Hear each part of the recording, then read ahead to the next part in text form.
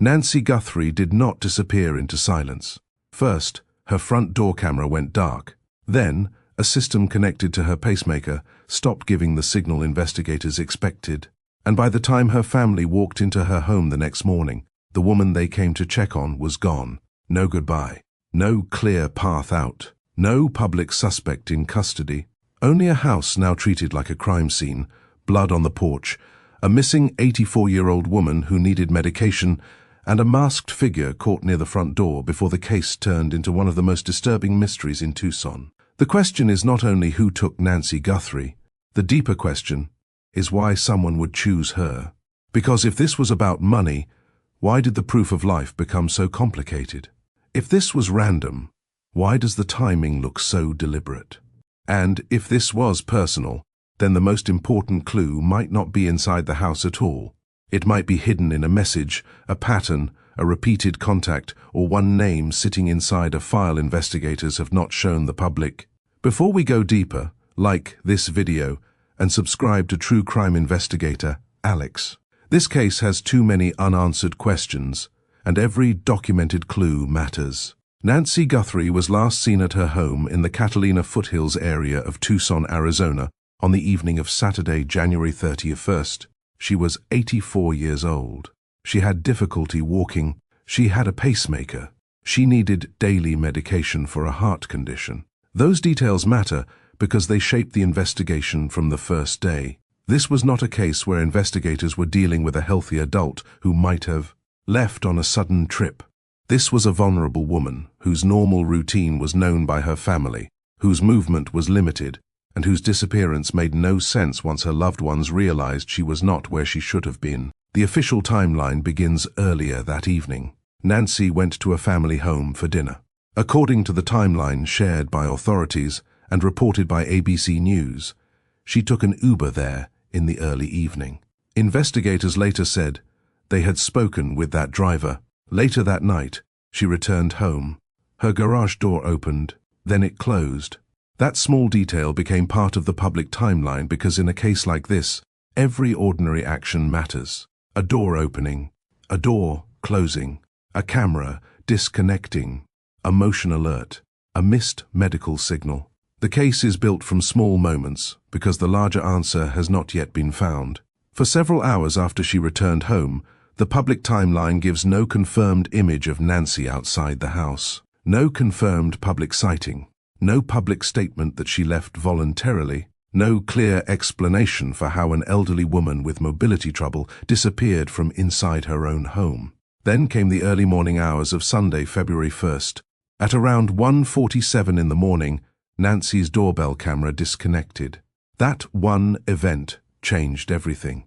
A doorbell camera is meant to record the ordinary movements around a home. A package, a visitor, a neighbor, a family member. But in this case, the camera became part of the mystery because the person at the door appeared to know it was there, or at least reacted to it. Later, law enforcement recovered images and video showing an armed individual appearing to tamper with the camera at Nancy's front door.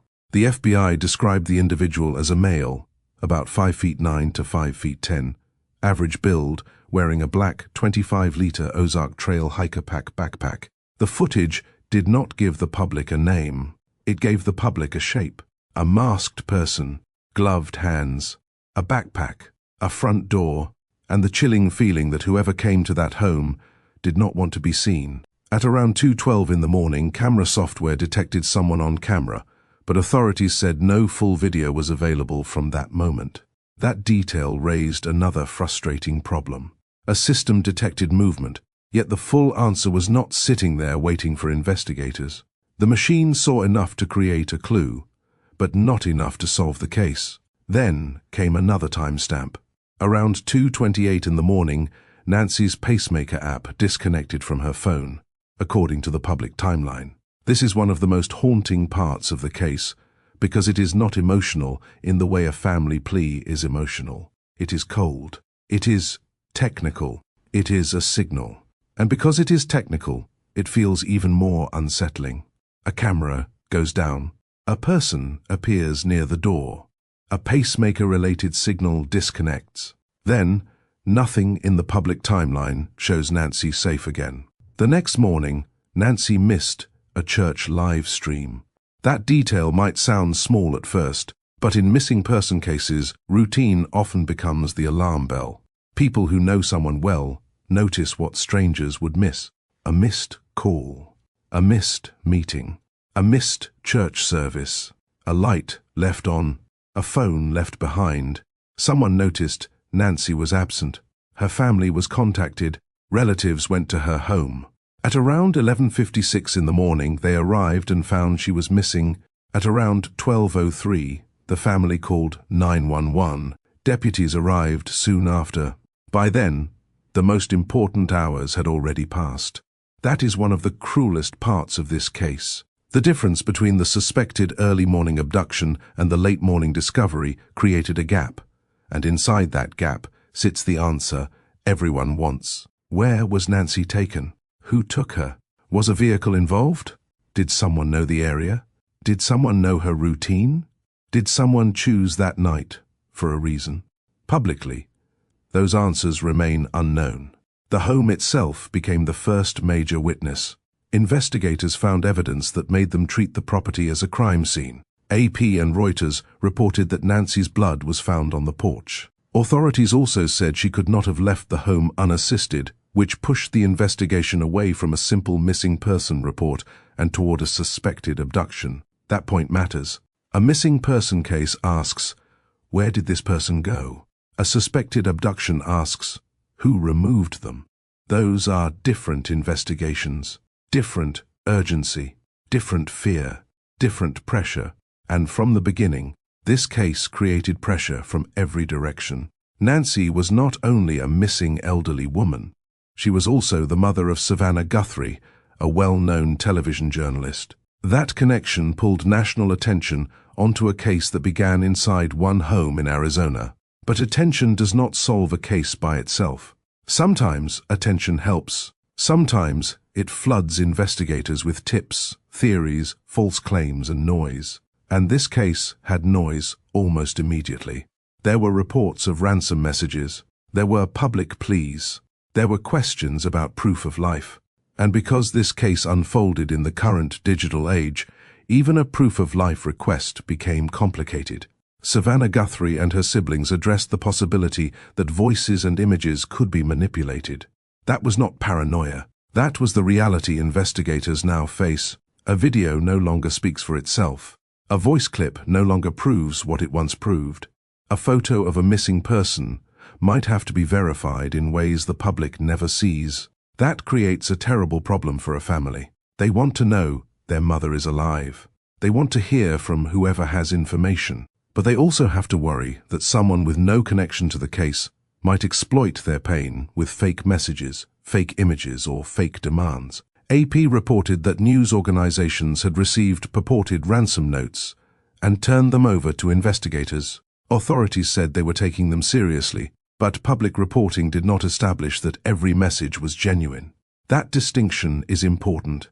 A ransom message exists in public reporting. That does not mean every ransom message came from the person who took Nancy. A demand for money does not automatically explain motive. A message sent to the media does not automatically prove control over the victim. And in the transcript used as a reference for this script, retired FBI profilers raised this exact tension. They discussed whether the ransom angle was the true center of the case, or whether it might be separate from the real reason Nancy was targeted. That is where the case becomes more complex, because on the surface, a ransom demand gives the public a clear story. Someone took a wealthy person's relative. Someone demanded money. The motive is financial, but the available facts do not let us close the case that easily. Investigators have not publicly named a suspect. They have not publicly confirmed a clean ransom chain that solved the motive. And there has been no public proof that Nancy is alive or dead.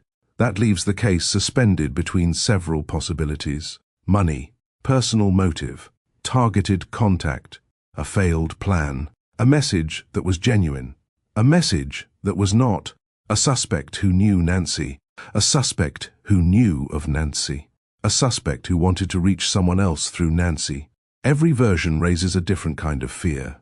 The official evidence released to the public gave people one of the clearest visual clues in the case: the masked individual at the front door. The FBI wanted the public to help identify him. The backpack became a major focus because it was specific. A black 25-liter Ozark Trail hiker pack. CBS reported that investigators were looking into retail records connected to that backpack and reviewing surveillance from Walmart locations. That is how investigators often have to work when a face is hidden. They follow objects: a backpack, a mask, gloves, a purchase trail, a camera angle, a body shape, a height estimate, a repeated movement. If a suspect hides his face, he might still leave a pattern. If he buys something, there might be a record. If he drives somewhere, there might be traffic data. If he walks past another house, another camera might catch him. If he sends a message, his words might carry a signature he did not know he left. That is one reason the transcript's profiler discussion matters. The competitor transcript does not give a solved answer. What it does well is show how experts think when the obvious path has not worked yet. It turns the case from a simple timeline into a behavioral puzzle. One retired profiler explained that investigators look at behavior before, during, and after a crime. That matters because the person responsible did not begin existing at Nancy's door. Whoever came there had a life before that night. They had movements before that night. They had a reason to be in that place, or a reason to risk being there. They might have studied the home. They might have known the camera was there. They might have brought items for a purpose. They might have left something behind. They might have sent messages afterward. The crime itself becomes one chapter in a larger behavioral story. And in cases like this, the public often focuses on the moment of the attack, but investigators look wider. What happened days before? What happened weeks before? Who had contact? Who made strange comments? Who knew the home? Who knew the family routine? Who knew Nancy lived alone? Who knew her daughter was famous? Who had a history of unusual messages? Who appeared in the area and then disappeared from view? The transcript also raised the idea of language analysis. That is a crucial angle because the ransom messages, if real or even partly connected, are not only demands, they are evidence. The words matter. The spelling matters. The structure matters. The confidence level matters. The target of the message matters. The method of delivery matters. The timing matters. A person might hide their name and still reveal a pattern. They might write in a way they have written before. They might repeat phrases used in past messages. They might show whether they understand law enforcement pressure. They might reveal whether they are organized, emotional, opportunistic, or copying what they think a kidnapper would say. That is why retired profilers in the transcript talked about databases and communications. The important point for this script is not to claim what the FBI found. The important point is to explain what kind of work investigators may consider when public evidence does not name a suspect. And the public evidence has not named one. At one point, there was attention on gloves found a few miles from Nancy's home. AP reported that DNA from gloves found a few miles away did not match entries in CODIS, the National DNA Database. Reuters also reported that the glove resembled the kind worn by the masked person seen in the video, but the DNA did not produce a match. For the public, that sounded like a major setback. A glove seems like the kind of clue that should lead somewhere. If it was worn by the suspect, maybe it contains DNA. If it contains DNA, maybe it leads to a name. If it leads to a name, maybe it solves the case. But real investigations are rarely that clean. A DNA profile might not match a national database. A glove might belong to someone unrelated. A sample might be partial. A clue might look promising and then fade. And when that happens, investigators do not stop. They move to the next route. AP reported that authorities were looking at genetic genealogy databases. Reuters reported that additional DNA evidence from the residence was still being analyzed. CBS reported that DNA not belonging to Nancy or those in close contact with her had been collected from the property, but investigators had not disclosed where it was found. That kind of detail is both promising and frustrating. Promising because unknown DNA could matter. Frustrating because the public does not know whether it is usable, where it came from, or whether it belongs to the person responsible. This is the tension in the Nancy Guthrie case. There are clues, but every clue seems to open another question. There is camera footage, but the face is hidden. There is a backpack, but a backpack does not equal a name. There were gloves, but the DNA route did not immediately solve the case. There was blood. But public reporting has not explained the full sequence of what happened at the porch. There were ransom messages, but authenticity became part of the mystery. There was a pacemaker signal issue, but the signal does not tell the public where Nancy went. There were thousands upon thousands of tips, but tips are not answers until they are verified. And while investigators worked, Nancy's family had to speak publicly in a way no family ever wants to speak. They asked for proof. They asked for contact. They said they were ready to listen. They pleaded for their mother. They also offered a major reward. ABC reported that Savannah Guthrie later announced a family reward of $1 million, bringing the combined reward from the family and law enforcement to $1.2 million. But a reward does not guarantee a breakthrough. Sometimes it brings a witness forward. Sometimes it brings people who think they saw something. Sometimes it brings people who want attention. Sometimes it brings people who are wrong. The larger the case becomes, the more investigators must separate signal from noise. And that brings us to one of the most important questions in this case. Did the person who took Nancy know her personally? Or did the person know her because of her connection to Savannah? This is where caution matters. No public evidence proves the answer. No public evidence names a stalker.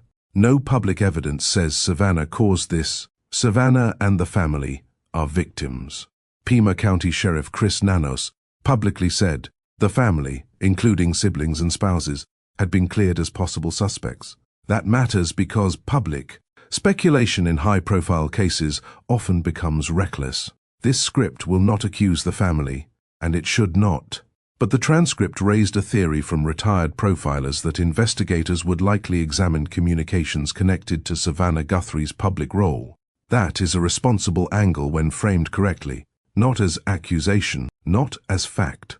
As investigative logic, a public figure often receives unusual messages. Some are harmless, some are obsessive, some are threatening, some repeat over time, some mention family members, some become more intense after media appearances. If Nancy appeared publicly with her daughter, or if people knew the relationship, then investigators would have reason to examine whether anyone had focused on Nancy as a way to reach Savannah emotionally.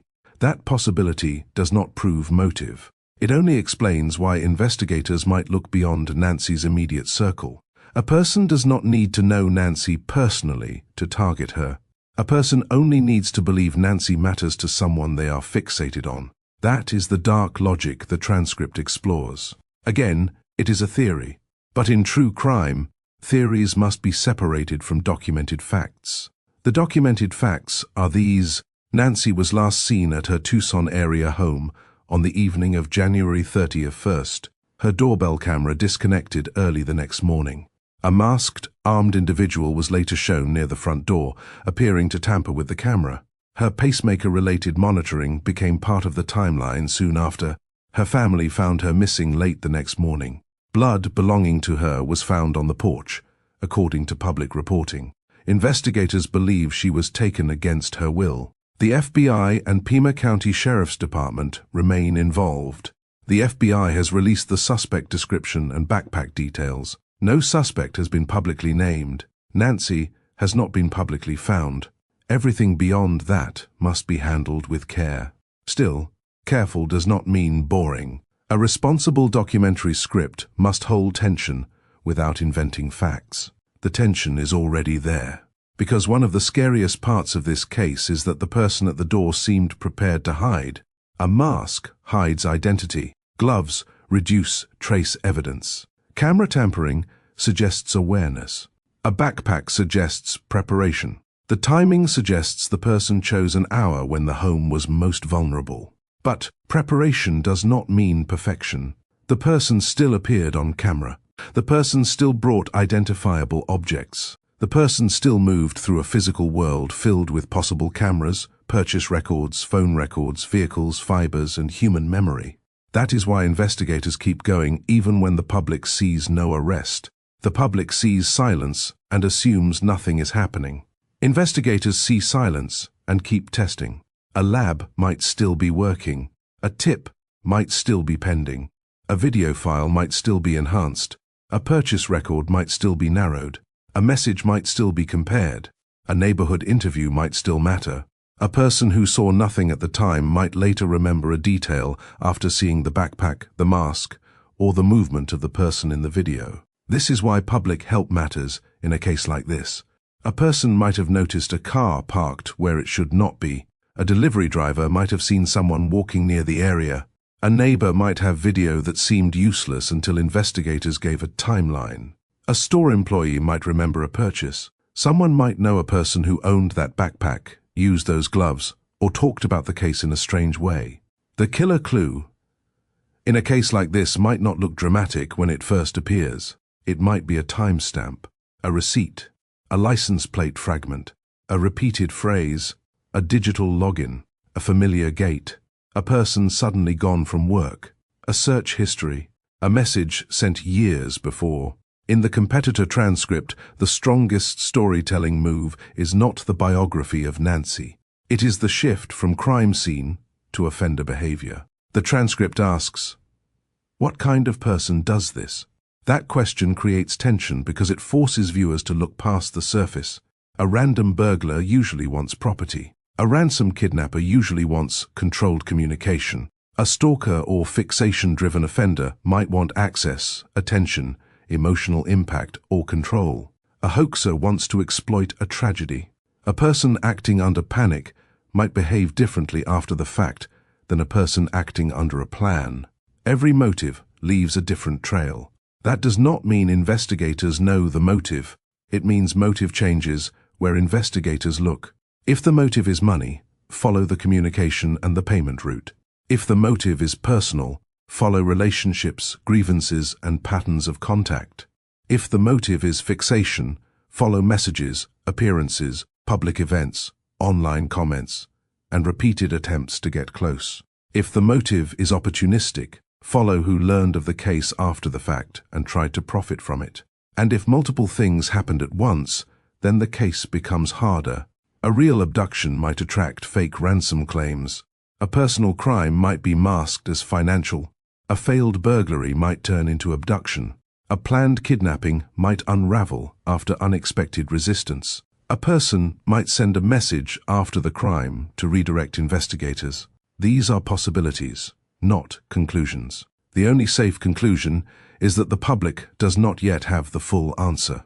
At the midpoint of this investigation, the case had already produced a strange combination of old and new detective work. Old work means interviews, searches, neighborhood canvassing, forensic collection, family timeline, store records, phone records, and tip follow-up.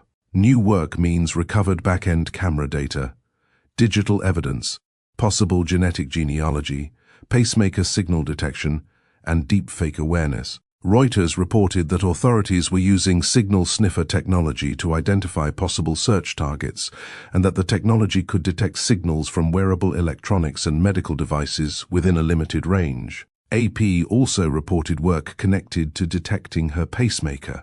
That detail hits hard because it shows how desperate and precise the search became.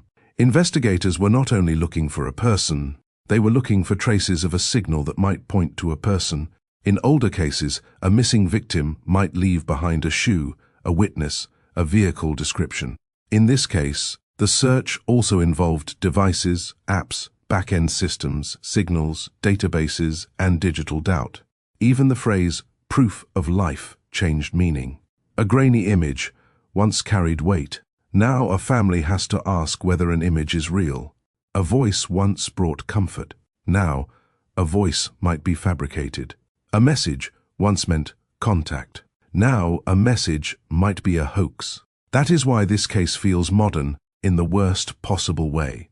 It has the fear of an old crime and the confusion of new technology. And still, at the center, there is a simple human truth. Nancy Guthrie was a mother. She was missing. Her children wanted her home. Her family had to grieve in public without knowing whether they were grieving a loss, waiting for a rescue, or being manipulated by people using the case for attention. True crime investigator Alex is here to follow the documented facts, not rumors. If you want careful true crime storytelling that respects the victim and still exposes the pressure points in the case, like this video and subscribe now. The second half of this case is where the evidence gets even more complicated. As the investigation moved forward, one of the biggest public developments was the release of images tied to the suspect. The FBI said the images showed an armed individual appearing to tamper with the camera at Nancy's front door on the morning of her disappearance. CBS reported that the footage was recovered from residual data in back-end systems. That matters because the camera had been disconnected. The person who tampered with it may have believed the act reduced the risk of being recorded, but the device, or its connected system, still preserved something. That is a major lesson in the case. A suspect might disable a camera, but disabling a camera does not always erase every trace. A suspect might cover a lens, but the motion alert might remain. A suspect might wear a mask, but height, build, clothing, bag, movement, and timing still matter. A suspect might carry an object sold to the public, but public sale records and store surveillance might still narrow the field. The backpack became one of the most discussed pieces of public evidence because it is visible, specific, and traceable in theory. CBS reported that authorities worked with Walmart and reviewed records related to purchases of the Ozark Trail hiker pack. The sheriff described the backpack as one of the most promising leads. But even a promising lead has limits. A backpack sold through a major retailer might have many buyers. Some buyers pay cash. Some purchase online. Some buy months earlier. Some buy for hiking, work, school, or travel. A person who owns a common item does not become a suspect. Investigators need more than ownership. They need timing, location, other evidence, connection to the area, connection to Nancy, connection to the camera footage, connection to the messages, connection to DNA or other forensic material. That is why the case moves slowly. The public wants the backpack to solve everything. Investigators need the backpack to connect to something else. The same is true for the gloves. At first, the gloves appeared promising because they were found a few miles from the home and seemed to resemble the type worn by the person in the footage. AP reported that DNA from gloves did not match CODIS. CBS later reported that investigators traced the gloves back to a local restaurant worker with no connection to the case. This is how investigations can break the public's expectations. A clue can look dramatic, trend online, and then fade. That does not mean the investigation failed. It means the evidence had to be tested, and testing did not support the theory people hoped it would support. The real danger is when audiences treat every early clue as a solved fact. That leads to false accusations and misinformation. A responsible script must slow down there. The gloves were investigated. The DNA route did not publicly identify the abductor. The case remained open. The focus returned to the broader evidence field. That evidence field includes the home, the porch, the camera, the backpack, possible DNA from the property, messages, tips, and the timeline between the camera disconnect and the family's discovery. The blood on the porch remains one of the most serious facts. Public reporting says the blood belonged to Nancy. But public reporting has not given the full injury sequence. It has not shown exactly what happened at the porch. It has not shown how Nancy moved or was moved. It has not shown where the person entered, what happened inside, or how the person left.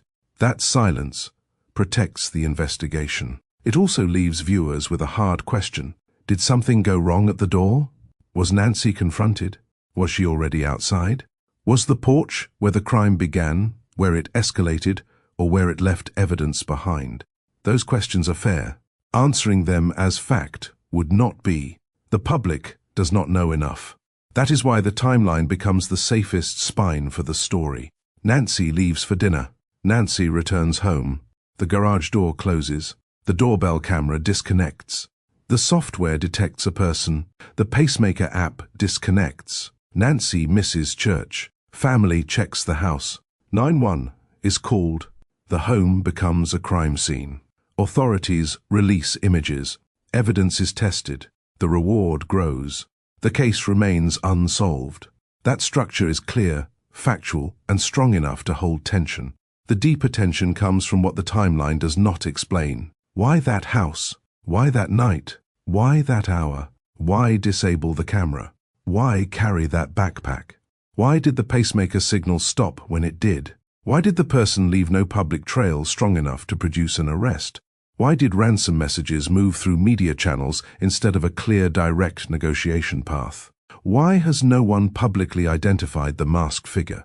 Why has Nancy not been found? These questions keep the audience watching because they are grounded in the record. They are not invented twists. They are the real holes in the case. Now, the transcript adds another layer, the behavioral analysis layer. Retired FBI profiler Jim Clementi explained that the behavioral science unit evolved into the behavioral analysis unit, and that profilers built knowledge by interviewing offenders after conviction. The transcript describes how those interviews helped profilers understand patterns of behavior, motive, and crime scene meaning. That does not mean the Nancy Guthrie case is solved by comparing it to one past case. It means experienced profilers look at actions as communication. A camera being disabled is an action. A victim being chosen is an action. A message being sent is an action. A false message being sent is also an action. Silence after a crime is an action. Returning to the area, if proven, would be an action. Every action says something, not always something obvious, not always enough for court, but enough to guide questions. The transcript also emphasized that investigators often know more than the public. That is true in many cases. Law enforcement may hold back details to protect the integrity of interviews, verify confessions, test tips, or avoid teaching the suspect what they know. In this case, the public knows certain facts. But the public does not know the full forensic picture. It does not know all camera evidence. It does not know all phone data. It does not know all interview results. It does not know all message analysis.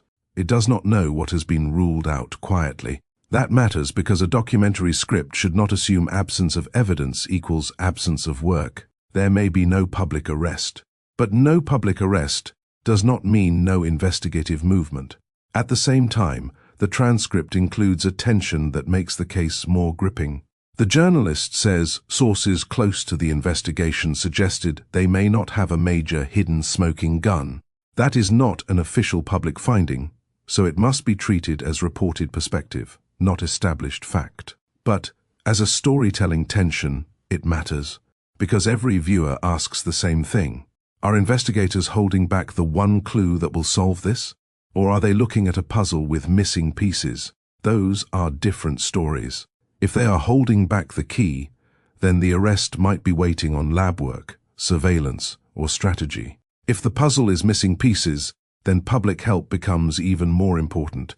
A neighbor's camera, a store receipt, a roadside sighting, a message pattern, a suspicious absence, a detail someone dismissed as too small. That is why this case still needs careful public attention, not reckless speculation. Careful attention.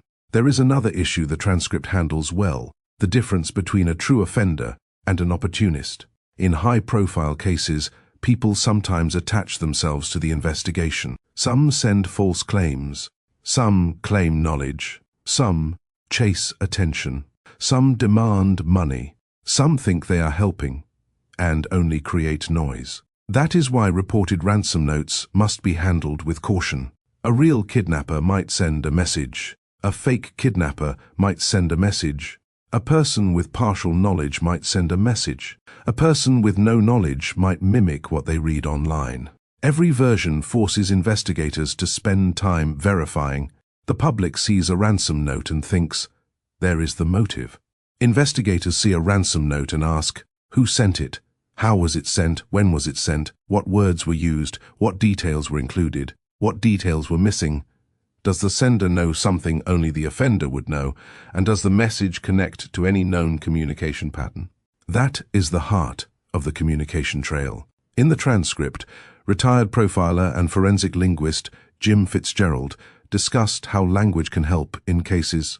He raised the idea that repeated messages, especially those connected to Savannah's public life, could matter if there were a fixation angle. Again, this is not a proven motive, but it is a smart, investigative question.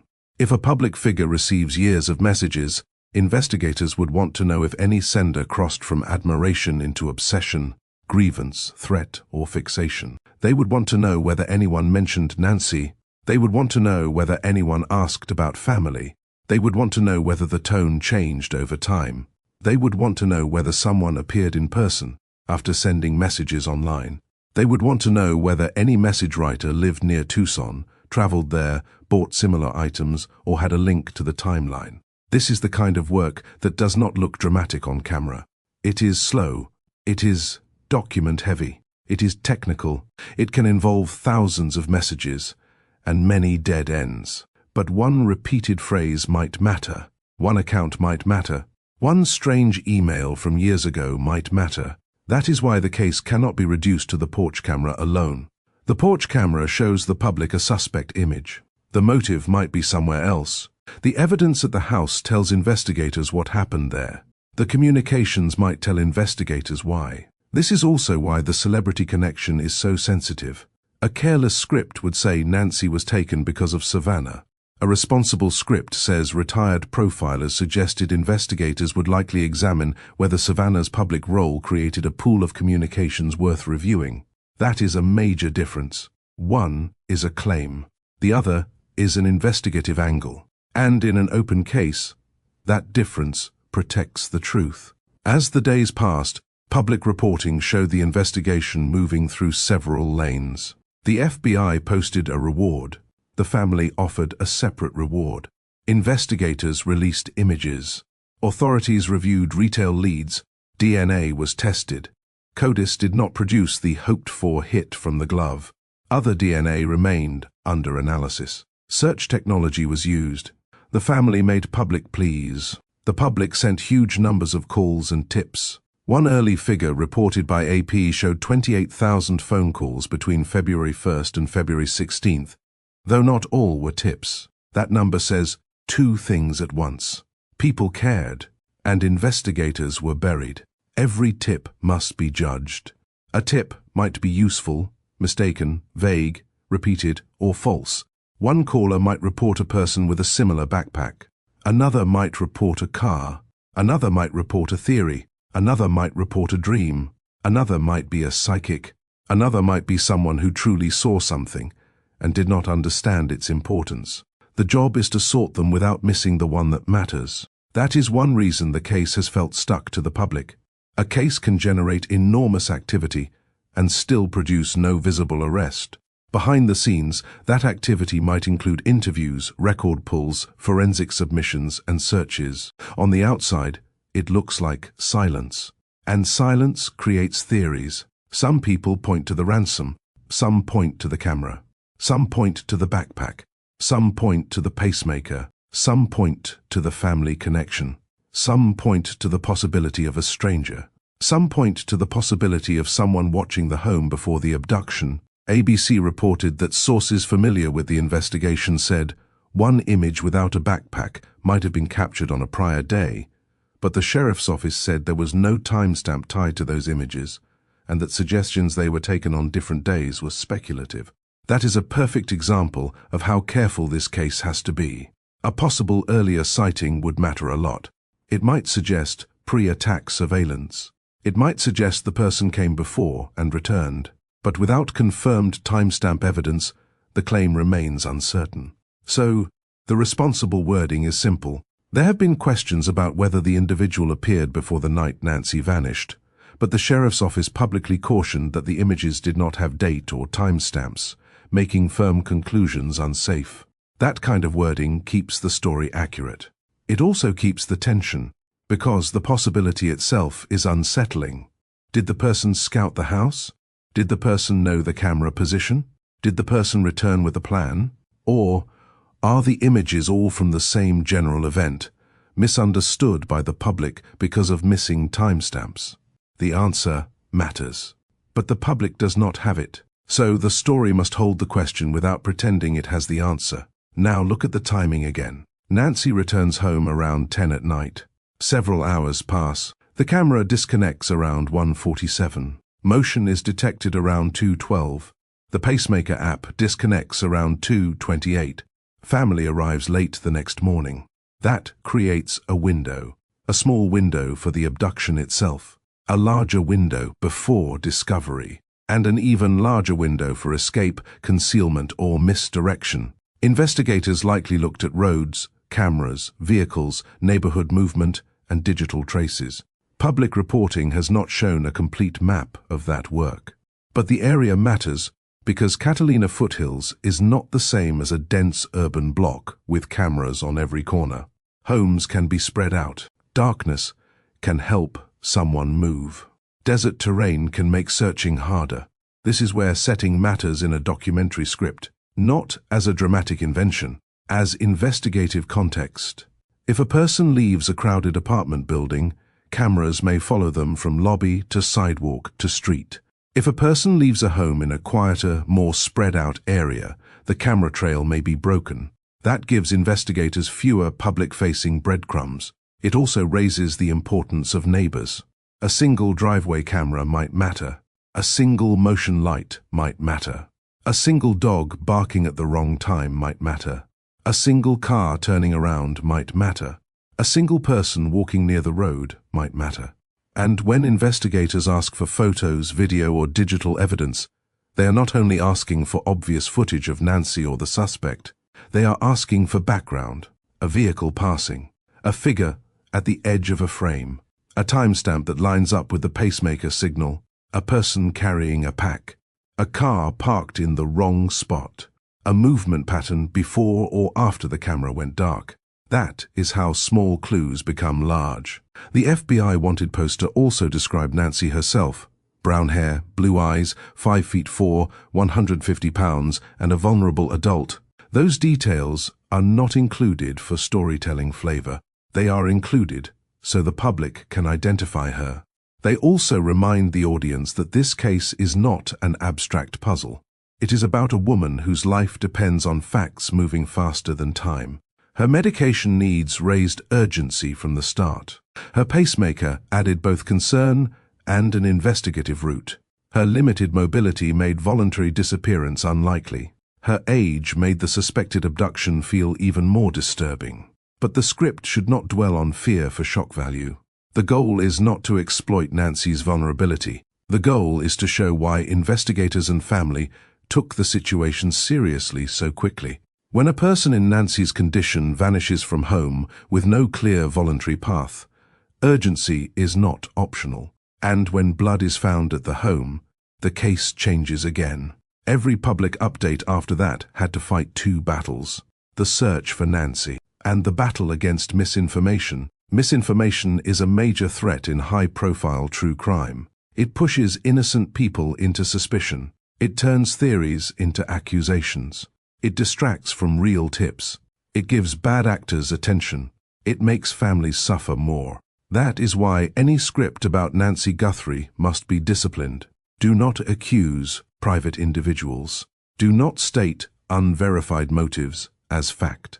Do not claim law enforcement has solved the case unless law enforcement says so. Do not treat ransom messages as proven unless authorities confirm them. Do not claim a DNA match unless public records support it. Do not claim the family knows more than they say. Do not claim the masked figure is a named person. The case is powerful enough without that. The truth is powerful enough.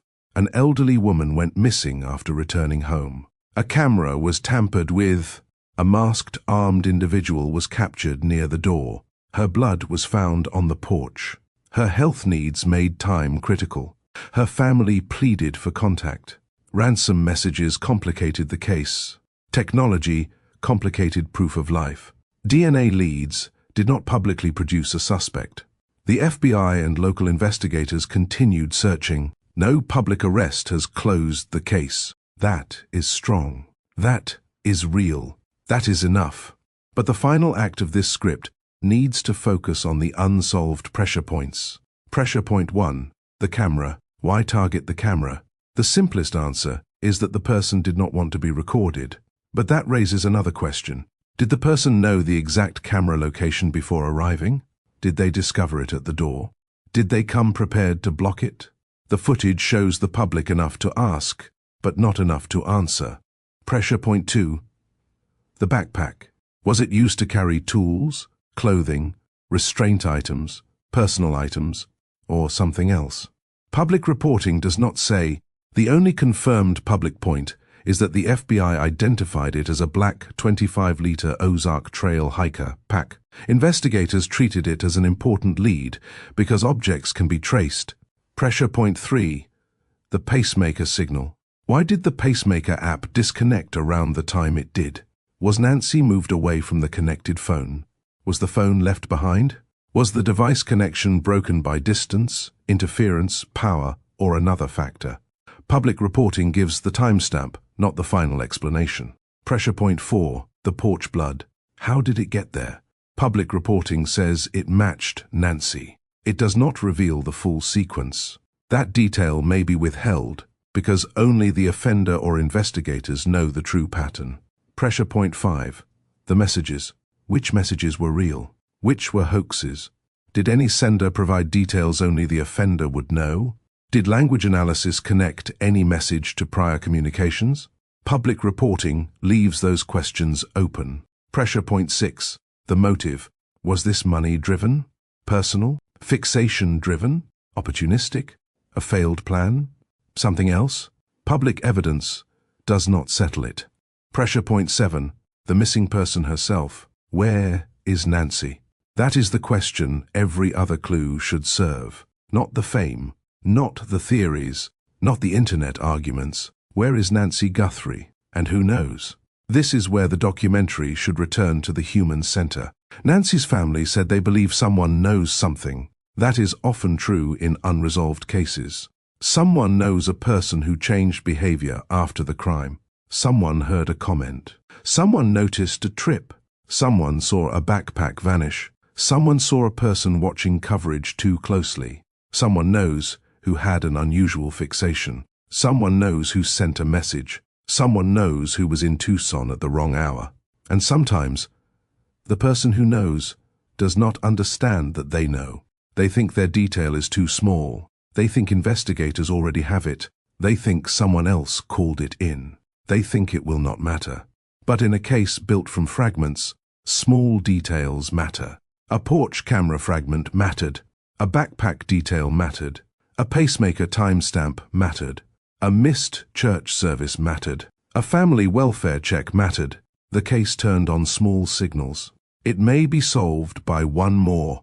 As this script closes, the safest and strongest ending is not to pretend the mystery has an answer.